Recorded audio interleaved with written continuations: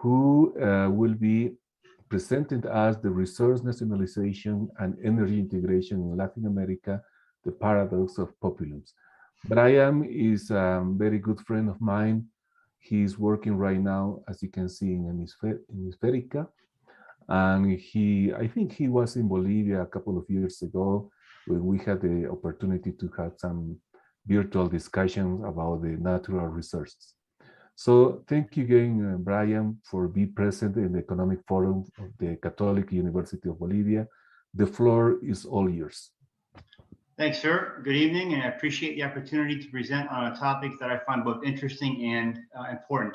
Offer a special thank you to the Catholic University of Bolivia, the Economics Department, and to Dr. Menesanelli for extending to me this opportunity. The agenda is kind of simple. We'll begin with a brief outline of the study. After the outline, we can review definitions and methods. This follows with a conversation on rentism, some highlights from the study, as well as things I recently discovered with updated data. We'll end with a brief discussion. For those interested in a follow-on conversation or ideas for future research, my email is at the end of the presentation. And if you're interested in a copy, by all means, let me know and I'm happy to share. The overall concept behind the study was to examine the relationship between resource nationalism and energy integration. Essentially, how does resource nationalism affect energy integration? Questions related to this overarching effort ask, why do populist governments pursue energy integration? What is the relationship between resource nationalism and markets in the hydrocarbon sector? What is the relationship between populists who are usually resource nationalists and the decision to pursue policies of integration? Previous research identified two central misconceptions. First, resource nationalists pursue protectionist policies. However, in reality, resource nationalists do not always pursue such policies, but instead rely on market forces to guide their decisions. Second, populists pursue policies of resource nationalism. However, in reality, populists choose policies of integration, and these policies are compelled by market forces. The irony here is that the policies that rely on market forces often provide the foundation for resource nationalism to later flourish. The reason behind the Bolivia-Brazil case study are varied. For example, both countries are close geographically, have natural resources for exploitation, and parastatals, or government-run energy firms. Additionally, the natural gas relationship between Bolivia and Brazil is concomitant with energy integration, particularly supply, where until recently, Brazil held a near monopsony on natural gas imports from Bolivia. Across the region are additional variables that were conducive to this study. These include similar levels of institutional development, shared historical experiences, and cultural affinity. Moving into the details of the study,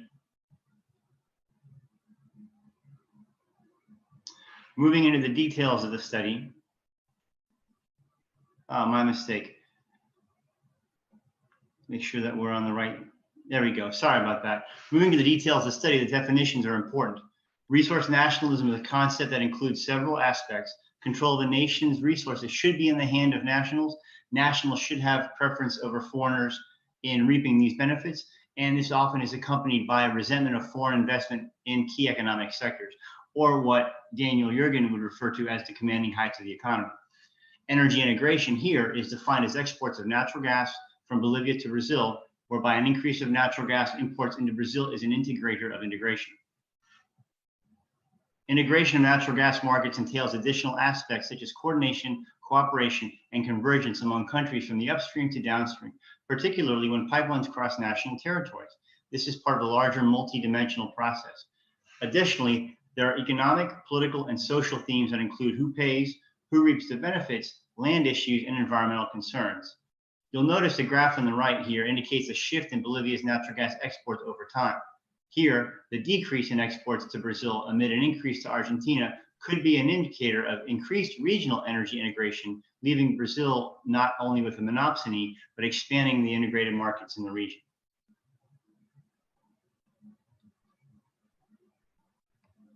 Populism has varied aspects, but all generally involve bypassing democratic institutions and reaching to the popular sectors of society. Classic populism is strongly related to nationalism and exists alongside weak state capacity. Classic populism often emerges amid periods where there is high poverty, endemic crime, corruption, or lack of opportunities. In the 20th century, Populism in Latin America emerged during critical junctures such as the post-1982 debt crisis and the post-Washington consensus period. Other variations of populism, like neopopulism, emerge amid democratic erosion or during a party system collapse. In neopopulism, there is a presence of anti-political outsiders. Meanwhile, ethnopopulism is similar to the above, but has a largely ethnic component. The literature on rentism dates to the 1970s. However, the concept has a deeper and is varied in definitions. The concept in the contemporary sense breaks into three general categories: natural resource, government monopoly, and geopolitical rents. Natural resource rents, such as the ownership of natural resources for exploitation, was central to this study. Government monopoly rents may take the form of licenses or granting of permissions.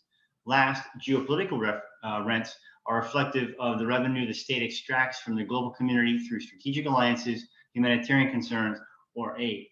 Essentially, the concept generally applies to those who benefit from government rents and do not provide productive effort. Rentiers receive remuneration or payment for simple possession of a resource rather than for pursuing other economic activities. Such behavior seeks payments like advantages or fees for select individuals or groups via the exercise of political power. The special benefits or privileges obtained through rent seeking are insecure and can shift among groups or individuals if a new government favors one over the other. The implications of rentism include government favoritism, or that the people in a country consider the market mechanism suspect. Rentism is present in every country and ranges from almost none to complete government restrictions.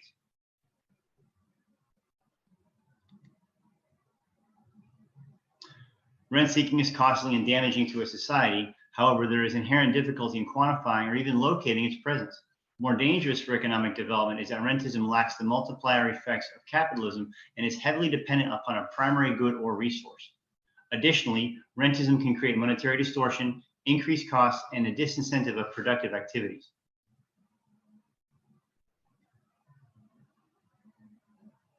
Specific to the oil and gas sectors, rentism may result in centralized decision-making, which includes local or state dependence upon government largesse or favor. In this sense, public administration is a distribution mechanism and not a neutral bureaucracy. Among economic sectors, rent-seeking absorbs much creative energy of the people as entrepreneurship is curtailed. You'll notice on this slide the two red circles.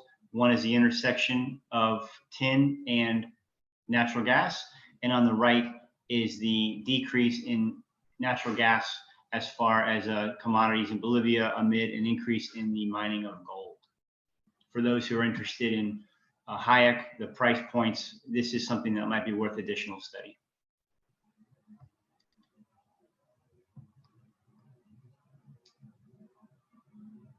Additional developments amid rentism in society include currency instability, democratic malfunction, underinvestment, or misallocation of resource wealth, and limited economic growth.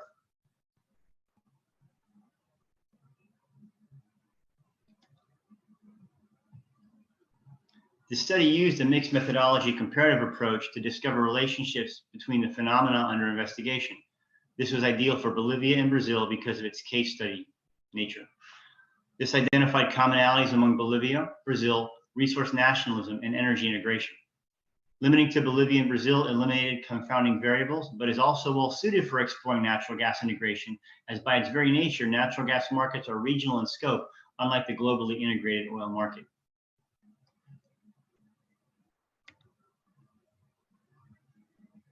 This study examines energy relationships and draws out limited generalizations on resource nationalism, populist governments, and economic development. Unfortunately, because of the case study approach, there is not much that may be generalized beyond the region, as parastatals operate according to their own logic at the national level, and this is the case within and outside of Latin America. Often, as a curious note, oftentimes parastatals are found aiming at different goals that go beyond the nature of their original creation. The data slide here is simply a reference for those interested to pursue a similar study. If there is interest, let me know. I'm happy to provide a personal assessment of each data source to see if it's the right one for studies moving forward, as well as some of these data sites may no longer be as well maintained.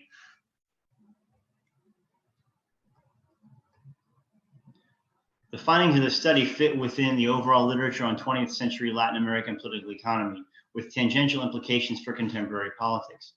Some conclusions in the study are possibly applicable elsewhere, but this requires additional case studies to determine if there are identifiable trends or commonalities. Some potential topics relative to rentism include the phenomenon of the sharing economy, such as ride sharing or home sharing. In the case of ride sharing, at least in the US, there was much contention among parties who purchased permissions from the government via the medallion system. The ride sharing market challenged this rentist scheme. Similar pushback from hoteliers existed regarding home sharing. The question remains if these disruptive moves are sustainable in the long term, or will the large taxi and hotel sectors adapt? This is, however, something beyond the scope of this study. Another topic that is worthwhile and timely concerns government-driven pushes to green or renewable energy. It is absolutely clear to students and practitioners in the energy sector that we are presently unable to provide the same quality of life with renewables that is possible with hydrocarbons. Because of our energy-intensive society, hydrocarbons remain the only fuel capable of maintaining our present lifestyles for the medium term. If cleaner energy is the true goal, the next logical step then would be to increase the use of natural gas over coal or oil. Coincidentally, I was going to mention the recent topic on Bloomberg yesterday about the leaking of emissions and the fee they're about to assess. I think it's $20 per ton on carbon, which includes oil, cement, and steel. That might be a little bit beyond the scope of this presentation, however. The rentism focus here is that governments appear to be attempting to create a carbon swap scheme, which will grant permissions, licenses, or fees for carbon usage, which then may create a secondary market to buy, sell, or trade these credits. Nevertheless, the government remains in control of this initial process. In the same vein, because renewables or green energy sources are presently unable to meet the energy needs of society, they remain heavily reliant upon taxpayer-funded government subsidies to prop up these markets. Such reliance on subsidies favors large energy producers over those that are mid-sized or smaller firms. Finally, and outside of the energy and rentism conversation, additional information from the study on populism revealed two very interesting topics. One, the populist phenomenon remains mostly centered on the middle class, where the populism of the right is essentially accumulative in nature, and that of the left is more redistributive.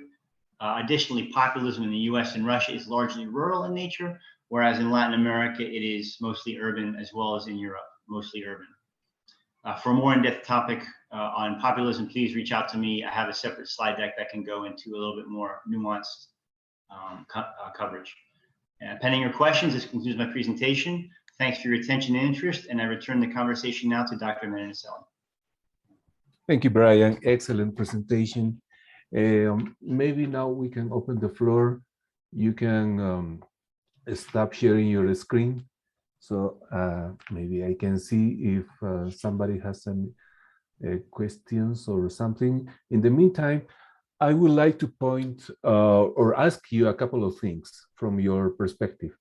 One is, what do you think is the key difference beside the property of the hydrocarbon between the legal framework in US and the legal framework in Latin America regarding the property of the hydrocarbon? What I mean is, in Latin America, we have because we were a Spain colony, all the hydrocarbons belongs to the government, to the state. In US, it's a kind of different, but not in a general government in US, but in a local government, when a company is getting a lot of profits, it is possible to see that the community in the county or maybe the state, it's somehow incentivized to have a populist or rent-seeking behavior, like the shale gas, for example. So this is my concern about if there is a similarity between US and Latin America, because in Latin America we have a different history regarding colony. This is one question. And the second question, and I agree with you that maybe it's more difficult to go to the renewable energy under a rent-seeking behavior, because usually the renewable energy doesn't have rents inside the price. So it will be not a rent-seeking behavior because there will be no rent to seek. So it is very deep. It will be more difficult to Latin countries to migrate to a more clean energy matrix, because all the politicians, most of the middle class that you mentioned, is focused on the rents that the hydrocarbons, especially natural gas in Bolivia or oil in Venezuela or Colombia, produce. So what is, do you have some ideas about this? Yeah, just quickly, I think you're talking about the Calvo doctrine, which is a doctrine that dictated, I think it was, I want to say maybe 80 years ago, this came out talking about how all the resources under a national territory belong to that country. And I believe your question was the legal framework issue. In the US, if someone happens to discover a gas deposit or oil deposit on their territory, they are allowed to exploit it. Usually the larger firm will come in and exploit it, but that I think is a difference between Latin America and the US, is the Anglo-Saxon law versus the Iberian laws and what ended up in the New World. Now, as far as rents are concerned, yeah, nobody owns the sun, nobody owns the wind. You can't collect rents from these resources. But my point was the licensing involved in accessing these permissions to extract, to exploit, to benefit. That is the rentist aspect, not the actual resource itself, just the permissions, the licensing. So the rentism discussion is a little bit very, very nuanced. But of the three that I mentioned, natural resources, permissions, and geopolitical, I think the ones involving renewable rents and green energy would probably focus under the permissions aspect. Back to you. Excellent. Thank you. Excuse me, I will speak in Spanish. ¿Alguien quizás tiene alguna pregunta en castellano que quizás yo le pueda hacer a Brian? Él habló sobre la conducta el rentismo que le llama Roberto Lacerna y cómo esto puede dañar el crecimiento económico. Si es así, pues con todo gusto me la transmite y yo se la digo a Brian. ¿Hay alguien que quiera aquí? Yeah. So no Q&A for the moment, but nevertheless, I want to thank you. Pueden levantar la mano si es que no pueden abrir el micrófono. Y una vez que levantan la mano, yo les abro el micrófono. Esto es por temas de seguridad. Also, Brian, you speak Spanish, isn't it? No como Cervantes, pero podemos comunicar. So, as you can como see, Shakespeare. Como pueden ver, también Brian habla castellano. Entonces podrían hacer su pregunta también en castellano y él con todo gusto pues la responde. Y como digo, él hizo el caso Bolivia-Brasil, un caso de estudio para su tesis doctoral. Entonces de ahí es que lo conocemos. Nadie sabe. Bueno, ok, Brian, ¿puedo hacerte una pregunta en castellano entonces? El caso Bolivia-Brasil, yo creo que es uno de los más ilustrativos casos de integración energética en América del Sur, porque involucró 25 años de negocio, de preparar el terreno entre dos partes, y una vez que se mandaron los primeros volúmenes de gas al Brasil, el Brasil recibió, abrió mercado, y en ese momento en el cual los volúmenes estaban en franco crecimiento, el precio del petróleo estaba por llegar a los $100, surge el apetito por, digamos, la nacionalización. Entonces, mi hipótesis es que no importa si era el señor Evo Morales o no importa si era otra persona. Realmente, esto se iba a dar por un problema de inconsistencia temporal. Entonces, ¿tú crees que estábamos como que con alta probabilidad de una nacionalización en semejante contexto tan favorable? De nacionalizar. It means nationalization of the resources when the Bolivia-Brazil project was growing. Yo creo y casi opino que a veces cuando el precio está aumentando, subiendo, es más favorable por el gobierno nacionalizar ese sector de economía. El caso mexicano, desde 1938 hasta 2013, era bajo del Pemex, pero porque falta inversión, tecnología, no podía sacar tanto petróleo de la tierra, por eso invitaron más inversión particular en ese sector para aumentar el nivel de producción. Sobre Brasil y Bolivia, es muy interesante porque ahora creo que según Henry Hub, ese nivel ahora cuesta 5 $, por la cifra, que durante esa época y por unos años antes era $2 menos por cada unidad de gas natural. Y el mercado es interesante porque creo que al pozo costaba solamente $1 por unidad en Bolivia, pero se vende a Brasil por, no sé, hasta 10 más, y todo basa en ese nivel de take or pay.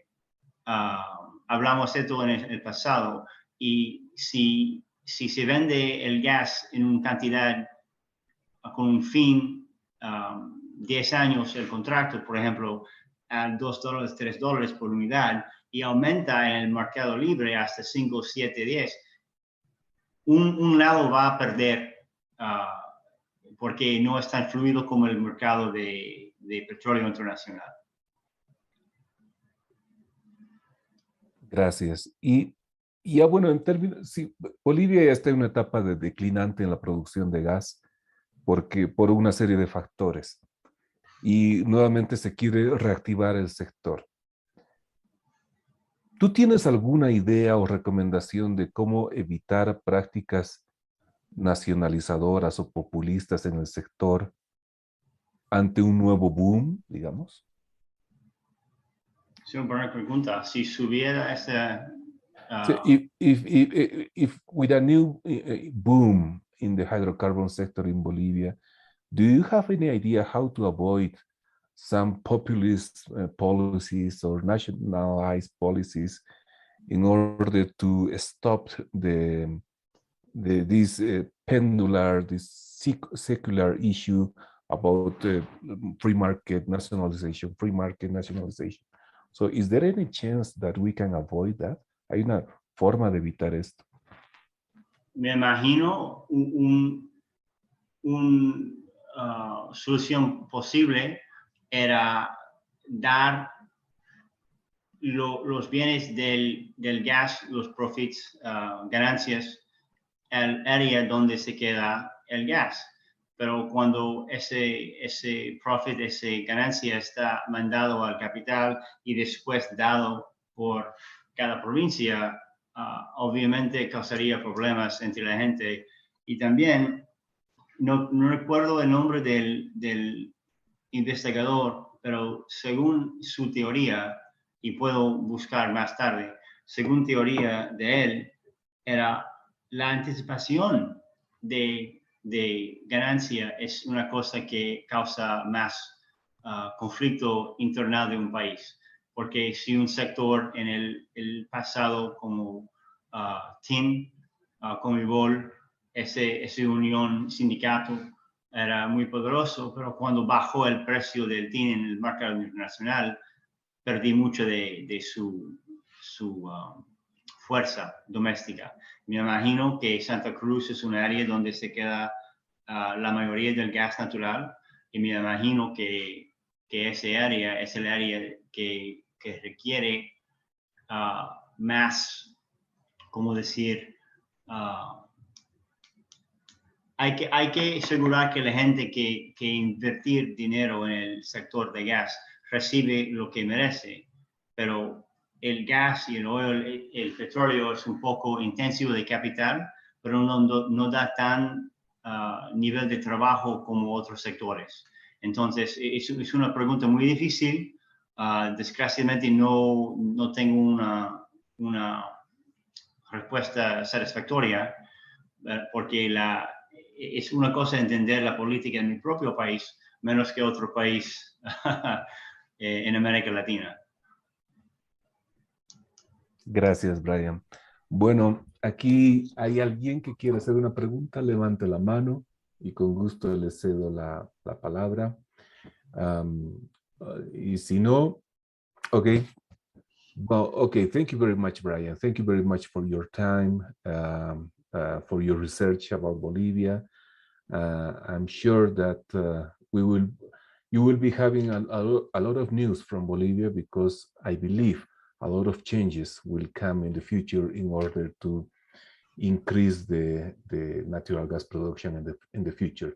I don't know if you have some final words. No, gracias thank you for the opportunity to present. I look forward to hearing from you, and perhaps we can do a project in the future whereby we can try to solve some of these problems. Thank you. Thank you, y gracias a todos por estar en esta sesión del Foro de Economía. Saludos, un abrazo.